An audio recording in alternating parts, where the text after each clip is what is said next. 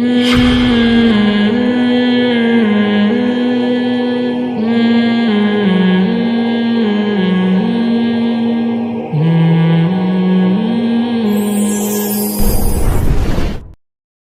بیوی کے آپس کے رہن سہن کے معاملات پھڈا ہو جائے تو کیا کرنا ہے، کیسے نمٹانا ہے اس کو. اس میں ایک بہت اہم صورت ہے وَإِنْ خِفْتُمْ شِقَاقَ بَيْنِهِمَا، میاں بیوی میں کسی طرح بن نہ رہی ہو تو فَبَعَثُوا حَكَمًا مِّنْ أَهْلِهِ، ایک بندہ جو بندے کا جو بندہ ہو، ٹھیک ہے نا، وہ شوہر کی طرف سے اور ایک بندہ لڑکی والوں کی طرف سے، دو بندے مل کے بیٹھیں اور دیکھیں کہ ان میں غلطی کس کی ہے. سمجھتے ہیں؟ اللہ فرماتے ہیں این یریدا اصلاحا، اگر میاں بیوی واقعی اصلاح چاہتے ہوں گے. بعض دفعہ غلط فہمیوں کی وجہ سے بڑے مسائل کھڑے ہو جاتے ہیں، دونوں صحیح ہوتے ہیں پھر بھی لڑ رہے ہوتے ہیں. بدگمانیاں، غلط فہمیاں بہت پھیلائی جاتی ہیں نا معاشرے میں. شوہر اگر محبت زیادہ دے گا تو عورت سمجھتی ہے کہ یہ میرا یہ نہیں غلام ہے، یا اس میں کچھ ٹیکنیکل فالٹ ہے کوئی اس کے اندر. وہ اگر تھوڑا استغنا دکھائے گا تو وہ الٹا سمجھے گی. خیر، بہت سارے حکام ہمارے رہ جاتے ہیں اگر ہم ایک ہی چیز کو ڈیٹیل میں لے کے چلیں. تو اللہ نے فرمایا کہ دو بندے بیٹھ جائیں، آپس میں صلح و صفائی کی کوشش کریں. اگر میاں بیوی میں سے دونوں اصلاح چاہتے ہوں گے، غلط فہمیاں دور کرنا چاہتے ہوں گے، یوفق اللہ بینہما، تو اللہ دونوں میں جوڑ پیدا کر دے گا. اس سے پتہ چلتا ہے کہ دونوں میں سے ایک بھی اگر شرارتی ہے تو پھر جوڑ پیدا نہیں ہوگا. ایک بات تو یہ ہو گئی. اچھا، یہاں ایک چیز اہم امپورٹنٹ یہ ہے کہ ایک ایک بندہ بیٹھے دونوں خاندانوں میں سے، جرگہ نہ بٹھائیں. لوگ دو بسیں بھر کے لے آتے ہیں. جتنے زیادہ لوگ کسی معاملے کو حل کرنے کے لیے بیٹھیں گے، معاملہ سلجھنے کے بجائے اتنا زیادہ الجھے گا. یہ خوب سمجھ لیں. جن گھروں میں یہ معاملات ہوتے ہیں نا کہ بیٹی کی شادی کا اختیار ایک باپ کے پاس ہے، تو وہاں شادیاں بروقت بھی ہوتی ہیں، صحیح جگہ بھی ہوتی ہیں. جہاں پورا خاندان انوالو ہوگا نا، تو بس سمجھ لو کہ اب اس کی شادی 50 سال سے پہلے نہیں ہو سکتی، کیونکہ اب ماموں کہے گا یہ صحیح نہیں، رشتہ نہیں ہے، چاچا کہے گا تم کدھر دے رہے ہو، خالہ کہے گا یہ ہو ہے. تو اس لیے عقلمند لوگ اس زمانے میں ایسے ہیں جو بیٹی کی شادی کر دیتے ہیں، بعد میں خاندان کو بتاتے ہیں کہ ہو گئی ہے، ٹھیک ہے نا، تاکہ وہ چراند یعنی وہ نہ کریں. تو ایسی باتیں ممبر پہ مناسب نہیں ہے، لیکن ہو یہی رہا ہے، تو کیا کریں. بعض دفعہ نامناسب بات کرنی پڑ جاتی ہے، وہ بڑے مسائل ہوتے ہیں. خیر، تو ایک بندہ ادھر سے جو بندے دا پتر ہو، اور ایک بندہ ادھر سے جو وہ بھی کیا ہو. یہ بندہ بھی میں اس لیے کہہ رہا ہوں کہ وہ بھی سمجھدار آدمی ہو. تو بیٹھیں گے تو اللہ مسئلہ حل کر دے گا دونوں کے درمیان. تو اس سے بھی یہ پتہ چلتا ہے کہ اللہ تعالیٰ یہ نہیں چاہتے کہ فوراً طلاق کی طرف جاؤ، اللہ پہلے گھر کو بسانا چاہتے ہیں. ایک اور حکم جو سورہ نساء میں بیان ہوا، بعض دفعہ یہ بھی ہوتا ہے کہ میاں بیوی ایک دوسرے سے حقوق لینے کی کوشش کر رہے ہوتے ہیں مگر کوئی دے نہیں رہا ہوتا. یہ اس کے حقوق میں گڑبڑ کر رہا ہے یا وہ اس کے حقوق میں. تو اللہ نے پھر ایک آپشن بیچ کا یہ بھی دیا ہے کہ بھائی طلاق سے بہتر ہے کہ صلح کر لو آپس میں. صلح کا مطلب کچھ حقوق سے دستبردار ہو جاؤ. بعض دفعہ یہ ہوتا ہے کہ شوہر کو بیوی سے نفرت ہے، وہ نہیں چاہتا کہ میں اس کے پاس آؤں، جب بھی آتا ہوں پڈا ہوتا ہے. وہ کوئی ایسی بات کہہ دیتی ہے جس سے اس کی کھوپڑی گھوم جاتی ہے. میں یہ قرآن کی تفسیر ہی بیان کر رہا ہوں. لوگ مجھے کہتے ہیں آپ قرآن کی تفسیر کے علاوہ باتیں کر رہے ہوتے ہو. یہ قرآن کی آیت ہے نا، وَإِنِ امْرَأَةٌ خَافَتْ مِنْ بَعْلِهَا نُشُوزًا أَوْ إِعْرَاضًا، اسی کی تفسیر ہے. تفسیر کا مطلب ہی یہ ہوتا ہے کہ اپنے الفاظ میں اس کو ڈیفائن کیا جائے. اگر میں وہ قرآن کی آیتیں ہی پڑھوں گا وہ تفسیر تو نہیں ہوئی نا. تو تفسیر تو میں اپنی مثالوں سے، تفسیر کا مطلب کیا ہے، اس کو ڈیفائن کرنا. ڈیفائن ہمیشہ انسان اپنے الفاظ میں کرتا ہے، اپنے زمانے کے عرف کو دیکھ کر، اپنے زمانے کے لوگوں کو دیکھ کر، اس زمانے کی مثالیں دے کر ڈیفائن کرے گا. ڈیفائن یہ نہیں ہوتا کہ وہی آیتیں ہی پڑھنا شروع کر دوں میں. اب نیوٹن کا قانون آپ کے ٹیچر نے آپ کو پڑھایا کہ جو چیز متحرک ہے وہ ہمیشہ متحرک ہی رہے گی. نیوٹن نے ہی فرمایا تھا نا یہ، او کما قال نیوٹن. نیوٹن نے فرمایا تھا کسی اور نے فرمایا تھا؟ ابے بھائی ہم نے اسکول میں پڑھا تھا جو چیز ہل رہی ہے نا وہ ہمیشہ ہلتی چلتی رہے گی جب تک روکنے والا نہ ہو. جو رکی ہوئی ہے وہ ہمیشہ رکی رہے گی جب تک دھکا دینے والا نہ ہو. کوئی اس کو. یہ نیوٹن کا قانون تھا, آپ نے لا پڑھا دیا, اب بچے کہہ رہے ہیں کہ سر آپ اس کو ڈیفائن کریں. آپ نے ڈیفائن میں وہی لا دوبارہ پڑھ کے سنا دیا. کہیں گے سر اس کو ڈیفائن کریں, آپ کہہ رہے ہیں میں ڈیفائن ہی تو کر رہا ہوں, وہی قانون آپ دوبارہ پڑھ کے سنا رہے ہیں. ہر عمل کا رد عمل ہوتا ہے, ہر ایکشن کا ری ایکشن ہوتا ہے, اس کی اسپیڈ اتنی ہوتی جتنے ایکشن کی اسپیڈ ہوگی, ٹھیک ہے نا. ابے بھائی یہ تو لا ہے نا. اب آپ ٹیچر سے کہیں گے آپ بتاؤ, تو ٹیچر اپنے الفاظ میں بتائے گا. ٹیچر کہے گا دیکھو یہ ایک گیند ہے, یہ دیوار پہ مارو گے, جتنی فورس سے مارو گے اتنی ہی فورس سے واپس آئے گی. اب آپ کہو سر ہم نے آپ کو نیوٹن کا قانون پڑھانے کا گیند اور بلے کی مثالیں دینے کے لیے نہیں کہا. یہ میرے بیان کے ساتھ لوگ کمنٹس میں حشر کر رہے ہوتے ہیں کہ ان کو تفسیر کے نام پہ پتہ نہیں کیا چیزیں پڑھا رہے ہیں لوگوں کو. میں کمنٹس پڑھتا ہوں, جب بھی یہ تراویح والے بیانات کے بھی کمنٹس پڑھتا ہوں, میں ایسے نہیں ہو جاتا غافل کہ لوگ کیا کر رہے ہیں کہ بس ہم نے بیان اپلوڈ کر دیا ایسی کی تیسی جو جس پہ گزر رہی ہے. میں عموماً کمنٹس پڑھ رہا ہوتا ہوں کہ تبصرہ کیا ہے, لوگوں کا فائدہ ہو رہا ہے, نقصان ہو رہا ہے. اس میں بعض دفعہ مجھے میرے اصلاح کی چیزیں بھی مل جاتی ہیں. بعض کمنٹس ایسے ہوتے ہیں وہ نیگیٹو ہوتے ہیں لیکن ہوتے صحیح ہیں, تو مجھے آئندہ سدھرنے کا موقع مل جاتا ہے, تو میں وہ کمنٹس دیکھتا ہوں. بعض تو ایسے خاندانی کمنٹس ہوتے ہیں, اسکرین شاٹ لے کے اپنے پاس سیو کر لیتا ہوں, سمجھتے ہو. تو انسان کو پتہ ہونا چاہیے اس کی بات کا معاشرے پہ کیا اثر پڑ رہا ہے. دیکھو اچھا ڈاکٹر آپ کا علاج کرے گا, 1 ہفتے کی دوا دے کے کہے گا رپورٹ پیش کریں ہوا کیا اس دوا سے, فائدہ ہوا کہ نقصان ہو. پھر وہ مناسب سمجھے گا تو ہفتے بعد دوا چینج کر دے گا, نہیں تو اسی دوا کو باقی رکھے. اور جو 2 نمبر ڈاکٹر ہوگا پکڑا کے بولے گا بھاڑ میں جائے, مادہ فاسدہ نکل جائے بس کسی طریقے سے, اس کا پیٹ صاف ہو جائے, مرے جیے ہماری غرض. تو اس لیے میں کمنٹس دیکھتا ہوں, لوگوں کے تبصرے پڑھتا ہوں. تو لوگ بہت سے یہ تبصرہ کر رہے ہوتے ہیں کہ تفسیر کا لیکچر ہے اور اپنی زیادہ چلا رہے ہوتے ہیں. تو اپنی کچھ بھی نہیں ہوتی اس میں, آیت قرآن کی ہوتی ہے, مثالیں ہم آج کے زمانے کے لحاظ سے. تبھی تو پیغمبر صلی اللہ علیہ وسلم کو بھی اللہ نے کیا قرآن میں فرمایا کہ اے نبی آپ قرآن ان کے سامنے پیش کریں پھر اس کو بیان بھی کریں. تو نبی نے اپنے الفاظ میں بیان کیا ہے, اس زمانے کے حساب سے مثالیں دی ہیں. سمجھتے ہو کہ نہیں سمجھتے؟ تو اب دوسرا, پہلا حکم تو بتا دیا نا, دونوں میں پھٹا ہو تو کیا کرنا ہے. ہم الٹا کر رہے ہوتے ہیں دونوں میں پھٹا ہوتا ہے تو تیلی لگا کے پھٹے کو بھڑکا رہے ہوتے ہیں. سورہ نساء میں اللہ نے یہ بھی بیان کیا کہ اگر میاں بیوی آپس میں ایسی ان کی بن رہی ہے کہ ایک دوسرے کو دیکھنا ہی پسند نہیں کر رہے, مسئلے ہی حل ہی نہیں ہو رہے کم وقتوں کے, میاں گھر میں آتا ہے, بیگم ایسی بات کرتی ہے کہ یہ 2 فٹ غصے سے اچھلنا شروع کر دیتا ہے, واپس چلا جاتا ہے کہ میں آیا کیوں تھا.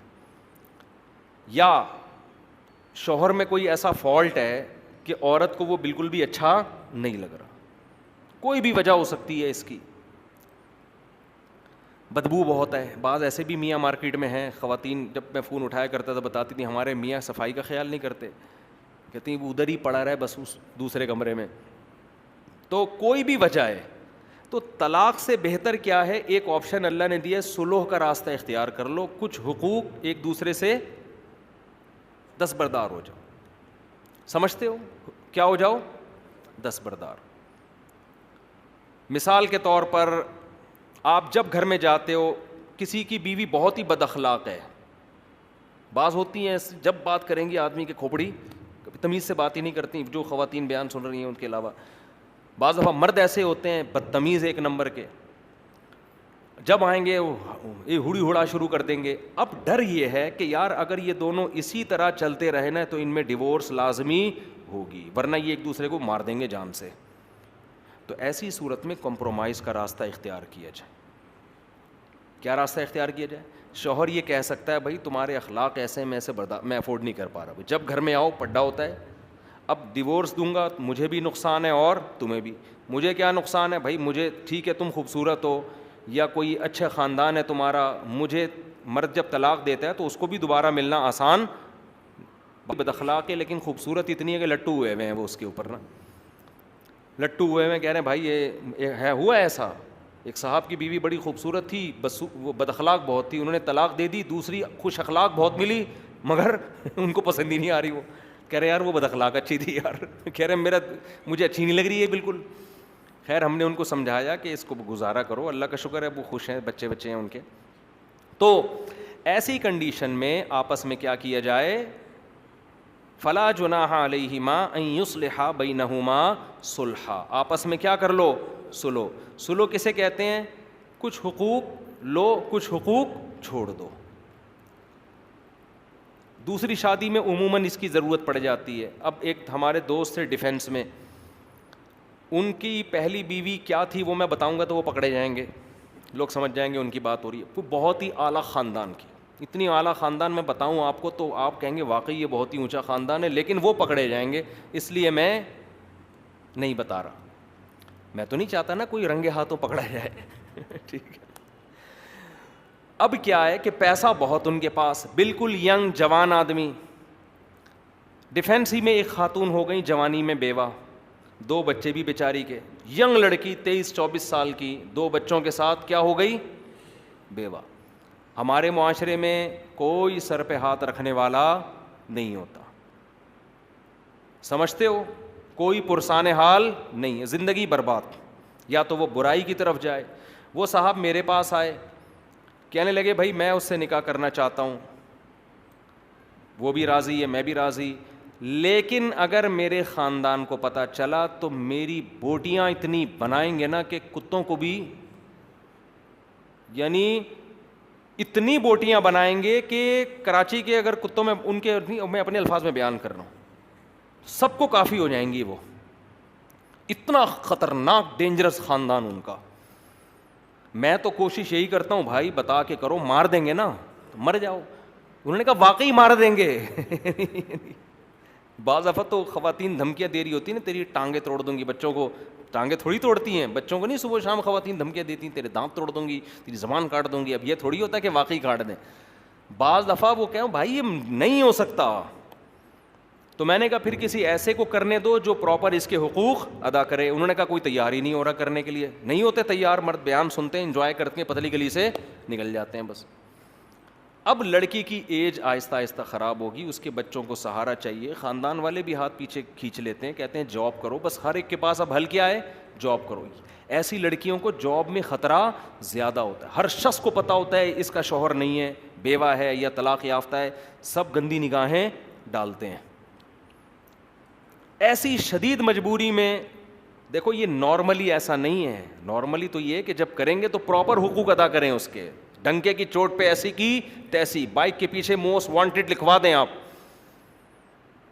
ہٹو بچوں لکھوا دیں آپ, کچھ بھی لکھوا دو آپ. لیکن بعض کنڈیشن ایسی واقعی ہوتی ہیں کہ وہ مار دیں گے اس کو, وہ برین ہیمریج سے مر جائے گا. تو ایسی صورت میں بھائی ہم نے ان کو مشورہ دیا کہ اس خاتون سے آپ نکاح کریں اور اس کو بولیں کہ بھائی شدید مجبوری ہے, میں ساری زندگی اس نکاح کو چھپاؤں گا. دیکھو مجھے یہ واقعہ بیان کرتے ہوئے ڈر اس لیے لگتا ہے کہ لوگ کہیں دوسری شادی اس طرح سے نہ شروع کر دیں. یہ غلط طریقہ ہے, یہ شدید مجبوری میں ہے, نارملی ایسا نہیں ہے. کیونکہ پھر لوگ نا چسکے لینے کے لیے یہی طریقہ اختیار کرنا شروع کر دیں گے. اس میں مردوں کے مزے ہیں, لڑکیوں کا بیڑا غرق, تباہ ہو جائیں گی لڑکیاں. تو یہ شدید مجبوری کے حکم بیان کر رہا ہوں. شدید مجبوری, وہ مجبوری ان کی میں جانتا ہوں کیا ہے, کہ واقعی وہ مار دیں گے ان کو. ٹھیک ہے نا, ایسا خاندان میں کی ہے. تو اب ان کو کیا ہوا کہ بھائی وہ لڑکی کا بھی فائدہ ہے. وہ میں نے پھر ہم نے یہ طے کیا, میں نے ان سے شادی کروا دی.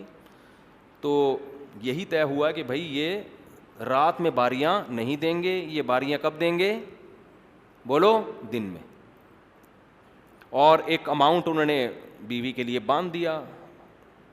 زیادہ تفصیل بتاؤں گا پھر پکڑے جانے کا خطرہ ہے نا. ٹھیک ٹھاک مالدار آدمی ہے تو اچھے خاصا ایک اماؤنٹ باندھ دیا. بچیوں ان کا جو ہے نا, وہ ان کی بیٹیوں کی 2 بیٹیاں تھیں, اس کی کفالت, بیٹیاں بیٹا پتہ نہیں واللہ عالم.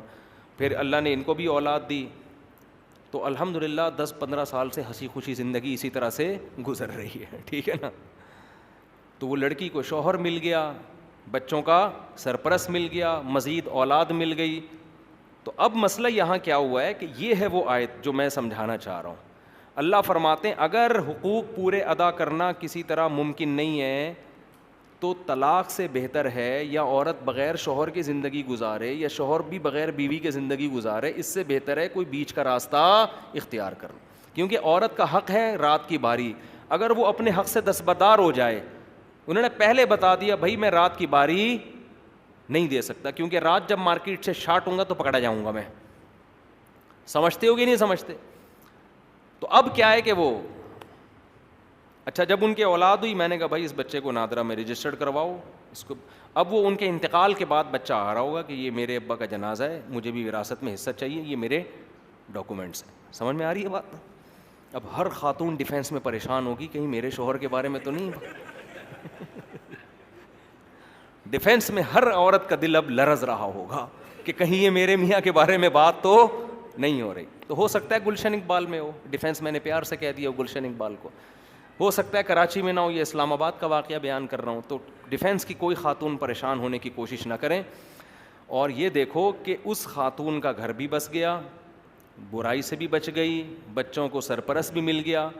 اب بعض دفعہ جب کیونکہ نکاح میں نے پڑھایا تھا تو ان خاتون کا فون آیا مجھے رات کی باری چاہیے, میرے میاں کو مجبور کریں, یہ کیسا میاں ہے دن میں آتا ہے رات میں مارکیٹ سے شارٹ. تو میں نے ان کو سمجھایا, میں نے کہا زیادہ مجبور اس کو کرو گی نا آپ تو میاں لیس ہو جاؤ گی. اس سے بہتر نہیں ہے کہ بالکل ہی میاں کے بغیر زندگی سے بہتر نہیں ہے ایک عدد میاں مل گیا. تو ہاں اگر آپ کو عورت کو تو ہم یہی کہیں گے بھائی ایسے آدمی سے کرو جو پراپر آپ کو باریاں دے رہا ہو, لیکن جب نہیں مل رہا تو کیا کرے گی؟ تو زنا سے تو بہتر ہے نا, برائی سے تو بہتر ہے.